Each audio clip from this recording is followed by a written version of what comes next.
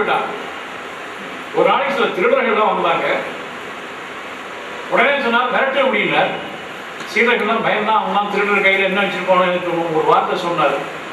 தண்டம் ஏற்க தெரிந்தவனுக்கு தனியும் ஏற்க தெரிய வேண்டும். மருத்துவ பிலாசபியில ஒரு பெரிய policy. You must be physically also fit, not only mentally fit. நான் ஞானத்திலே வல்லவன், தியானத்திலே வல்லவன் என்று சொன்னால் போதாது, சரீர வலுவிலும் வல்லவன் என்று நிரூபிக்க வேண்டும். ஒவ்வொரு மருத்துவனும் இன்று சித்தாந்தத்தை நிரூபித்தவர் மருத்துவர். சிறப்பான முறையிலே அப்படிப்பட்டவர்கள் எல்லாம் இருந்தார்கள். ஆம், நீச்சலிலே அவர் ஒரு அருமா, வலு தூக்கலிலே அவர் ஒரு பீமசேனர். நிறைய தத்துவ புத்தகங்கள் எல்லாம் சேகரித்து வைத்தார்.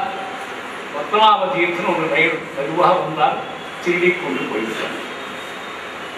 ஒரு பொக்கிஷங்களை சேகரித்து வைத்த பொக்கிஷம் திருட்டு போய்விட்டதே என்று கவலை கொண்டு வருத்தமுற்று பொழுது ஜெயசிம்மன் என்ற மகாராஜா காசர்கோடு என்ற இடத்தில் இருந்தவர் அவற்றையெல்லாம் மீட்டு அவரிடம் கொடுத்து மாபெரும் ராஜ வரவேற்பை கொடுத்தார். மதுரைக்கு அவர் கொடுத்த வரவேற்பு, காசர்கோடு வரவேற்பு அப்படி இரண்டு பக்கம் வீரர்கள் அணிவகிக்க, வேத விற்பனர்கள் வேதம் கோஷம் கொடுக்க, என்று அழைத்து ஒரு அற்புதத்தை என்று சொல்வது. ஒரு நாள் கங்கை கரையை நீந்தி கொண்டிருக்கிறார். கங்கையிலே பிரவாகம் போய்கொண்டிருக்கிறது. அண்ணாந்து பார்த்தால் ஒரு இஸ்லாமிய கோட்டை, நிறைய காவல்காரர்கள் காத்து கொண்டிருக்கிறார்கள். மதுவர் சொன்னார், அந்த மன்னனை போய் நாம் பார்ப்போமே. கங்கையிலே நீந்தி பிரவாகம் போய்கொண்டிருக்கிறது. இருந்தால் என்ன, உடனே வல்ல இல்லையா? நீச்சல் தெரியாதா? ஒவ்வொருவரும் நீச்சல் கற்றுக்கொள்ள வேண்டும் என்று சீடர் என்று சொல்லியிருக்கிறேனே. கொத்தென்று குதித்து விட்டார். கங்கையிலே சீடர்கள் குதித்தால் நீந்தி கொண்டு வருகிறார்கள். அங்கே பார்த்தான் இஸ்லாமிய படைக்காரன்.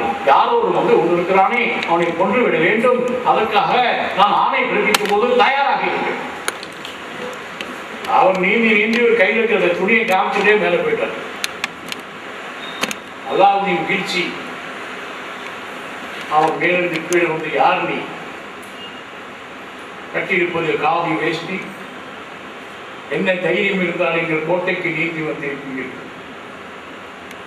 மன்னரே, நீங்கள் வேறு, நான் வேறு இல்லை, நாம் இருவரும் ஒருவரே.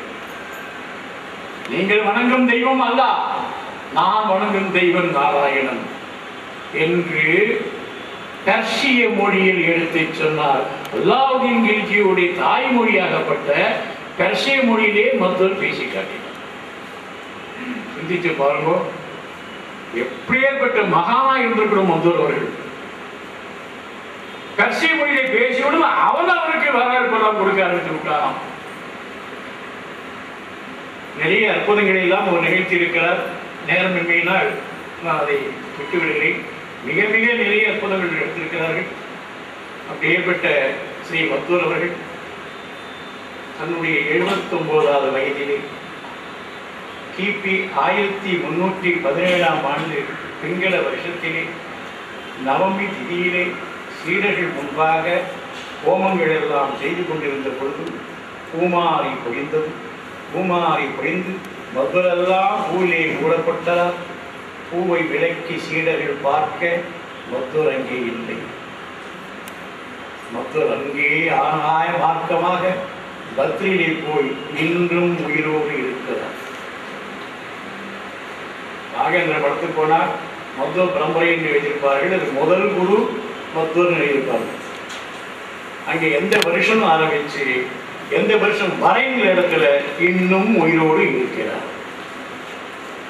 வடபத்திரியிலே மத்வர் இன்றும் ஜீவித்துக் கொண்டுதான் இருக்கிறார். அதனால்தான் நமக்கு தெரியாத மகான்கள் இன்றைய தினம் இருந்து கொண்டிருப்பதால் தான் ஓரளவுக்கு மழை பெய்திருக்கு, ஓரளவுக்கு தர்மம் காக்கப்பட்டுக் கொண்டிருக்கிறது. எங்கெல்லாம் ராமாயணம் சொற்பொழி நடைபெறுகிறதோ அங்கெல்லாம் ஆஞ்சநேய சுவாமி வந்து நின்று கொண்டிருக்கிறார். நாம் கண்ணுக்கு தெரியாது. அதுபோல் மத்வர் என்று பார்த்த மாபெரும் மகான் துவைதம் என்ற கொள்கையை நமக்கு கொடுத்து இன்றைக்கும் வடபத்திரியிலே பத்ரிநாத்திலே ஜீவித்துக் கொண்டு அருள்பாலித்துக் கொண்டிருக்கிறார் என்ற அளவிலே இந்த சொற்பொழிவின் முதல் பாகமான ஸ்ரீ மத்வர் என்ற சொற்பொழின் மரத்தை இத்தோடு நிறைவேற்றுகிறேன்.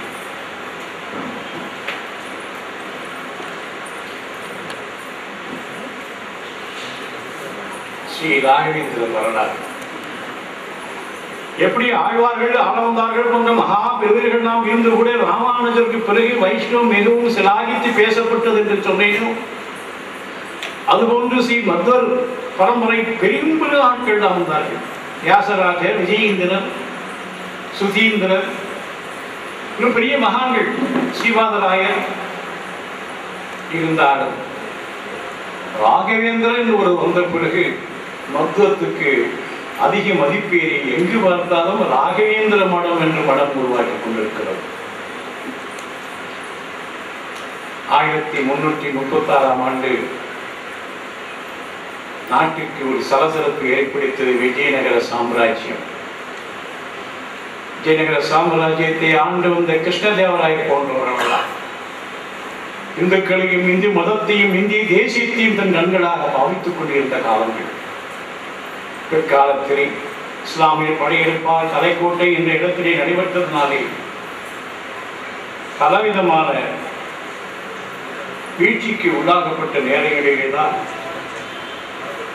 வித்யாரண்யர் என்று பெரியவும் பரவல் வந்தார். வித்யாரண்யர் மகாலட்சுமி குறித்து கடும் தவம் புரிந்து வேண்டினார். மகாலட்சுமி பிரத்யட்சமானால் என்ன வேண்டும்? நிறைய செல்வங்கள் வேண்டும், மன்னிக்க வேண்டும். இந்த பிறவியில் உனக்கு செல்வங்கள் கொடுப்பதற்கு எனக்கு அதிகாரம் இல்லை, அந்த பாக்கியம் உனக்கு இல்லை. தாயே, தாங்கள் அப்படி சொன்னால் இந்த பிறவியை இப்போதே நீக்குகிறேன் என்று சொல்லி துறவரம் மேற்கொண்டார். துறவரம் ஆகிவிட்டால் மறுபிறவி. மீண்டும் தியானம் செய்ய மகாலட்சுமி வேண்டுகின்ற அளவுக்கு பொற்காசையை கொட்டினார். ஆனால் வித்யாரண்யர் என்று சாதாரண குடிமகனாய் இருந்தபோது எதற்காக செல்வங்களை வேண்டும் என்று கேட்டாரோ, அதே செல்வங்கள் அதிகபட்சமாக துறவு கொண்ட பிறகு வந்த பிறகு அவருக்கு தேவையில்லாமல் போனது. சன்னியாச வாழ்க்கைக்கு எதற்கு செல்வம்? ஆனால் ஹரிகர புக்கர் என்ற 2 சகோதரருடன் சேர்த்துக் கொண்டு மீண்டும் விஜயநகர சாம்ராஜ்யத்தை இந்த பெரும் செல்வத்தை வைத்துக் கொண்டு நிர்வகித்தால் உருவாக்கினார் வித்யாரண்யர் என்ற மாபெரும் மகான். கிபி 1568 நடைபெற்ற தலைக்கோட்டை யுத்தங்களெல்லாம் சந்திரத்திலே படுத்தியவர்கள். அப்படியேற்பட்ட இடங்களிலே அவதாரம் பண்ணக்கூடிய மத்வ பரம்பரைகள் தொடர்ந்தது. பிரம்மலோகத்திலே சங்கு கர்மன் என்று ஒரு பெரியவர் இருந்தார். அந்த சங்கு கர்மனுடைய அன்றாட வேலை பூ தொடுத்து கொடுப்பது. ஒரு நாள் தாமதமாகிவிட்டது, பெருமான் கோபம் விட்டது. சங்கு கர்ணா, நீ பூலோகத்திலே 3 பிறவிகள் எடுத்து வர வேண்டும் என்று அவரை சபித்தார். அவர் எடுத்த முதல் பிறவிதான் பக்த பிரகலாதர். ஹிரண்யகசிபு சசிதேவிக்கு, லீலாதேவிக்கு மகனாக பிறந்தான் பிரகலாதன். அந்த பிரகலாத வரலாறு நரசிம்ம வரலாறு தான் நிறைய ராமாயணங்களை நான் சொல்லியிருக்கிறேன். நேரம் எங்கேயும் அவையெல்லாம் விட்டு விடுவோம். ஆனால் நாராயணனை நிந்திப்பவன் ஹிரண்யகசிபு. எல்லோரும் என்னை தான் வணங்க வேண்டும், தெய்வம் நான் தான் என்றெல்லாம் பிரகடனப்படுத்திக் கொண்டு அவனுக்கு மகனாக அவன் மனைவி கற்புற்ற பொழுது லீலாவதியை கொண்டு போய் நாரதர் ஆசிரமத்திலே சேர்ப்பிக்க, நாரதர் அன்றாடம் ஓம் நமோ நாராயணா என்ற மந்திரங்களை உச்சரித்து வந்த காரணத்தினாலே வயிற்றில் இருந்த சிசு நாராயண நாமத்தை கற்றுக்கொண்டு விட்டது. முறைப்படி பாடங்கள் நடத்த வேண்டும் என்று சொன்ன பொழுது அந்த சிசு ஓம் இரண்யாய நமகா என்ற ஆசிரியர்கள் சொன்ன போது மறுத்து ஓம் நமோ நாராயணா என்று ஆரம்பித்ததாலே அவனை பற்றி புகார் செய்ய இரண்யகசிபு அவனை அடித்து கொல்லுவதற்கெல்லாம் ஏற்பாடு செய்து மலையிலிருந்து உருட்ட, யானையால் முதிக்க, எரிகின்ற நெருப்பிலே கொப்பரை எண்ணெயிலே போட அவன் உயிர் பெற்று இருந்தான். இதெல்லாம் என்னவன் புரியவில்லை. அவனை கூப்பிட்டு அழைத்து கேட்டான், மகனே, என் அருமை மகனே, நான் உன்னிடம் எத்தனை ஆசையும் பாசமும் கொண்டிருக்கிறேன். நீ என்னை வணங்காமல் இல்லாத ஒரு நாராயணனை வணங்கி கொண்டிருக்கிறாயே என்று சொல்ல மகன் சொன்னான், இல்லாதவர் இல்லையப்பா, அவர் இருக்கின்றவர் தான். என்ன கொடுப்பா? குலம் தரும் செல்வம் தந்திடும் அடியார் படுத்துயர் ஆயினையெல்லாம் நலம் தெரும் நீவி சும்பருளோ அருளொடு பெருநிலம் அளிக்கும் பலம் தரும் மற்றும் தந்திடோ பெற்ற தாயினும் மாயின செய்யோ நலம் தரும் சொல்லை நான் கண்டுகொண்டே நாராயணா என்னும் நாமம் நலம் தரும் சொல்லை நான் கண்டுகொண்டே நாராயணா என்னும் நாமம் சிரித்தான் என்னை கசிப்பு இல்லாத ஒருத்தனை இத்தனையும் கொடுப்பானா ஏன் பாவனை இல்லையேங்க இல்லாத இடம் தான் இல்லை எங்க இருக்கான் எல்லா இடத்திலும் இருக்கான் இங்க இருக்கிற தூண்ல இருக்கான் சாணினமுடன் ஓ தன்மை அணுவினை சத கூறிட்ட கோரினமுடன் மாமேறி கொண்டினமுடன் இன்னின்ற தூரினுமுடன் நீ சொன்ன சொல்லினுமுடன் இன்னின்ற தூணிலுமுடன் நீ சொன்ன சொல்லிலுமுடன் இந்த தூண இருக்கானால் எடுத்து உதைத்தான் தோன்றினார் நரசிம்ம சுவாமி இரண்யகசிபுவை வதம் செய்து பிரகலாதனை ரட்சித்தார் என்பதுதான் சங்கு கர்ணனின் முதல் பிறவி. அடுத்த பிறவி பக்த பரம்பரையிலே மிகவும் பேசப்பட்ட வியாசராயர். வியாசராயர் மிகப்பெரிய மகான். மத்த பரம்பரையிலே ராமையர் சீதம்மா என்பவருக்கு மகனாக பிறந்தவர். ராமையர் சீதம்மா வயதான தம்பதிகள். பிரம்மண்ணே தீர்த்தர் என்று ஒரு பெரிய ஊருக்கு வருகிறார் என்று கேட்ட உடனே ரொம்ப ஆசை அவளுக்கு. நாளைக்கு தீர்த்தர் வரார், சுவாமியோட வரார், தரிசனம் பண்ணணும் காத்துட்டே இருந்தார். காத்தால சுவாமியோட வரப்போற நேரம் ராமையர் இறந்து போய்விட்டார். எத்தனை ஆர்வமா குருஜிக்கு வரவேற்பு கொடுக்கணும், குருவை பார்க்கணும் ஆசையா இருந்தாலும் கணவர் இறந்து விட்டார். கண்ணீர் மருக நின்று கொண்டவள் வீட்டு ஓரத்திலே நின்று கொண்டிருந்த பொழுது குரு போய் கொண்டிருக்கிறார். திரும்பினார். இவளை பார்த்தவுடன் எப்போதும் குருவிற்கு கொடுக்கின்ற ஆசீர்வாதத்தோடு தீர்க்க சுமங்கலி பவ என்றார். ஓ என்று கண்ணீர் விட்ட கதையினால் ஐயா என் கணவன் இறந்து போய்விட்டார்.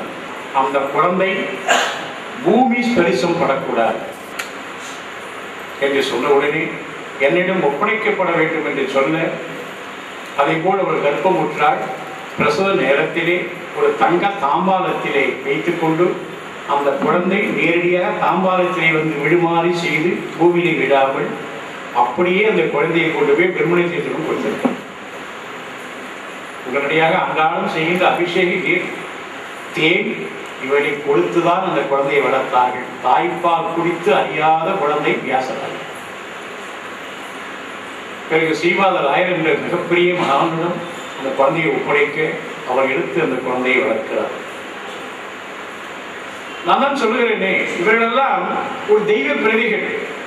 மனிதனாக பிறந்து மனிதனாக வாழ்ந்து நமக்கு காட்சி கொடுத்தாலும் அடிப்படையிலே அவர்கள் தெய்வ பிரதிகள், தெய்வ குணாம்சம் கொண்டவர்கள்.